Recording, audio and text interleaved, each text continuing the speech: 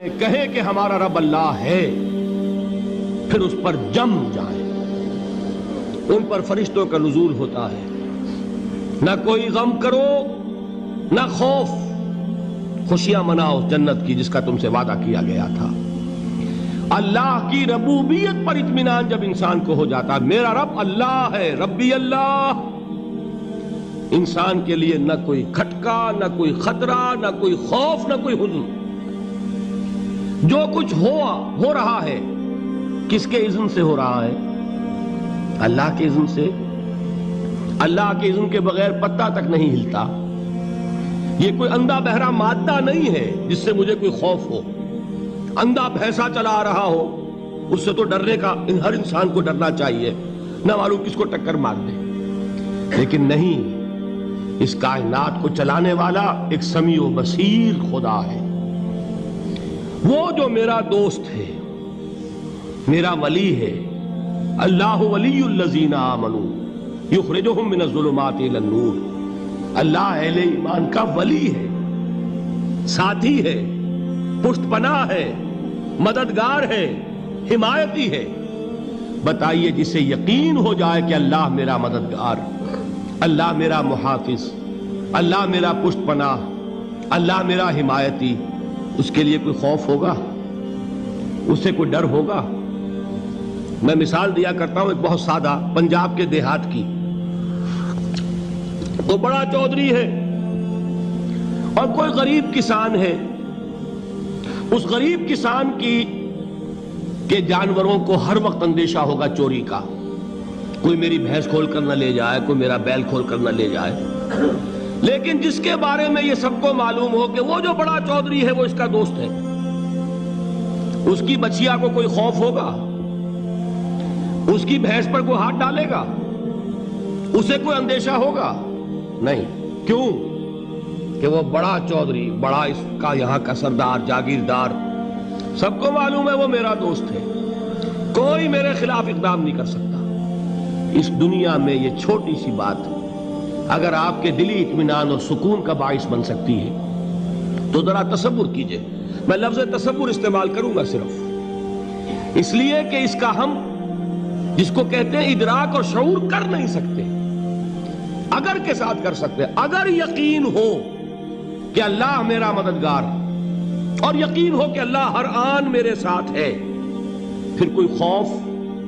کس کا خوف؟ کوئی شے اللہ سے بالا تر ہے؟ کوئی قوت اس سے زیادہ طاقتور ہے؟ کوئی اس کے ارادے کو بدلنے والا ہے؟ کوئی اس کی مشیت کے آڑے آنے والا ہے؟ یہی بات ہے جو حضور نے فرمائی۔ یہ ایمان کا حاصل ہے لب لباب، کہ دیکھو اچھی طرح اس بات کو ذہن نشین کر لو، اگر تمام انسان مل کر تمہیں کوئی نقصان پہنچانا چاہے نہیں پہنچا سکتے مگر جو کچھ اللہ نے لکھ دیا ہو، اور تمام انسان مل کر تمہیں کوئی نفع پہنچانا چاہے نہیں پہنچا سکتے مگر وہ شے جو اللہ نے طے کر دی۔ آپ پھر میں کہوں گا ذرا طاری کیجئے، اسے فرض کیجئے، اسے سوچئے۔ اگر اس حدیث پر ہمارا دل ٹھکا ہوا ہو تو کسی سے ڈر ہوگا؟ یہ مجھے نقصان نہ پہنچا دے، یہ میری رپورٹ خراب نہ کر دے، یہ میری انکریمنٹ نہ رکوا دے، یہ میرا یہ نہ بگاڑ دے، یہ میرے یہ نقصان نہ پہنچا دے۔ اس کا ڈر، اس کا ڈر، اس کا خوف، اس کی خوشامد، اس کے لیے جا کر طرح طرح سے اپنی عزت نفس کو ذلیل کروانا اس کے سامنے، یہ سب کچھ کیوں کرتا ہے انسان؟ جب سمجھتا ہے کہ اس کے ہاتھ میں میرا کوئی نفع ہے، اس کے ہاتھ میں میرے لیے کوئی ضرر ہے، یہ مجھے کوئی غضب پہنچا سکتا ہے، یہ مجھے کوئی نقصان پہنچا سکتا ہے، یہ میرا کوئی کام بنا سکتا ہے، یہ میری کوئی ضرورت پوری کر سکتا ہے، اسی کا نام شرک ہے۔ جہاں آپ نے یہ سمجھا کہ غیر اللہ کے اندر کوئی طاقت موجود ہے وہی شرک ہے۔ بتوں سے تجھ کو امیدیں، خدا سے نومیدی، مجھے بتا تو صحیح اور کافری کیا ہے؟ شرک تو یہ ہے۔ جس پر بھی تمہیں یہ خیال ہے، کلمہ ہے یہ کلمہ سوم، لا حول ولا قوت الا باللہ، ذرا اس پر دل کو کبھی اگر آپ تصور کریں، پھر فرض کریں، دل ٹھک جائے اس پر، کوئی طاقت نہیں۔ یہی بات تھی جو شیخ عبد القادر جیلانی رحمۃ اللہ علیہ نے اپنی وصیت میں اپنے بچے سے کہی. 11ویں دینے والے ہیں، لیکن حضرت شیخ عبد القادر جیلانی کی وصیت اور تعلیمات کو کتنے لوگ ہیں تم جانتے ہو؟ یہ جن مقامات تک پہنچے ہیں وہ کس چیز کی بدولت پہنچے ہیں؟ انہوں نے جو پیغام دیا وہ کیا تھا؟ اے میرے بچے، جس طریقے سے قرآن مجید میں حضرت لقمان کی نصیحتیں جو ہے نقل کر دی گئی ہیں، میں یہ عرض کروں گا بالفرض اگر قرآن حضرت عبد القادر جیلانی کے بعد نازل ہوا ہوتا تو شیخ عبد القادر کی یہ نصیحتیں بھی قرآن میں درج ہوتی. اتنی اونچی نصیحتیں ہیں. اے میرے بچے، اس حقیقت کو ذہن نشین کر لے، لا فاعل فی الحقیقت ولا مؤثر الا اللہ. اس کائنات میں نہ کوئی فاعل حقیقی ہے نہ مؤثر حقیقی ہے سوائے اللہ کے. کسی شے میں کوئی تاثیر نہیں اگر اللہ نہ چاہے.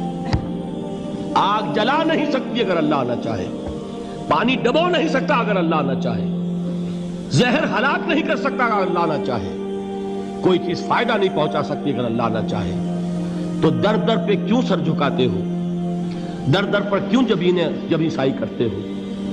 سب کے سامنے کیوں ہاتھ پھیلاتے ہو؟ ایک اللہ سے مانگو. ایک اللہ کے سامنے زمین پر اپنی جبین رکھو. لا فاعل فی الحقیقت ولا مؤثر الا اللہ. نظر آتا ہے ہمیں کہ پانی پیاس بجھا دیتا ہے. پیاس بجھانے کی صلاحیت پانی میں نہیں ہے، اللہ کے اذن سے. کھانا بھوک مٹا دیتا ہے. بھوک مٹانے کی صلاحیت کھانے میں نہیں ہے، اذن رب میں. دیکھیے یہی یقین تھا. حضرت موسیٰ علیہ السلام کا واقعہ یاد کیجئے.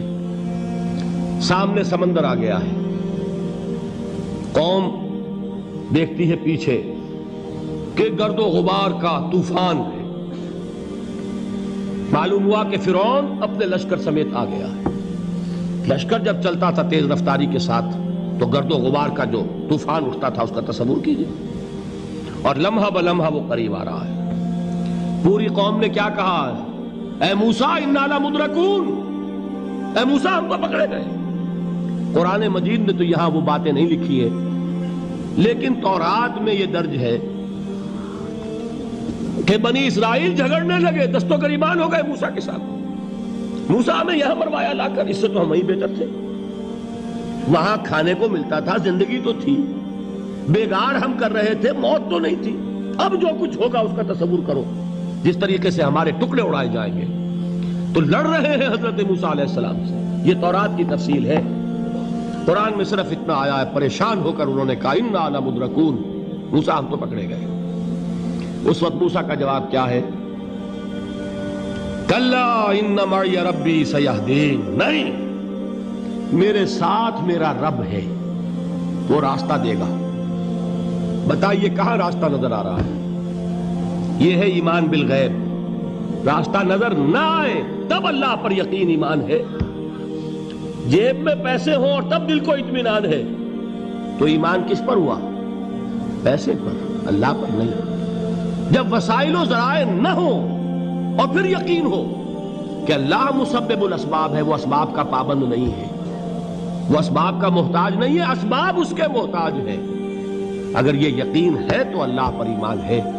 یہ نہیں ہے تو تمہارا ایمان اسباب پر ہے، وسائل پر ہے، ذرائع پر ہے، مادیات پر ہے، اللہ پر نہیں. اس وقت کہاں راستہ تھا؟ کوئی راستہ تھا؟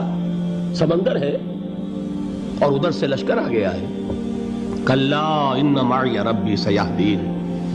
اب دیکھیے ایمان کہہ دینا آسان ہے، ہوا معکم اینما کنتم. جہاں کہیں بھی تم ہوتے ہو اللہ تمہارے ساتھ ہوتا ہے. لیکن اس کا یقین قائم ہو جائے تو زمین و آسمان کا فرق واقع ہو جائے.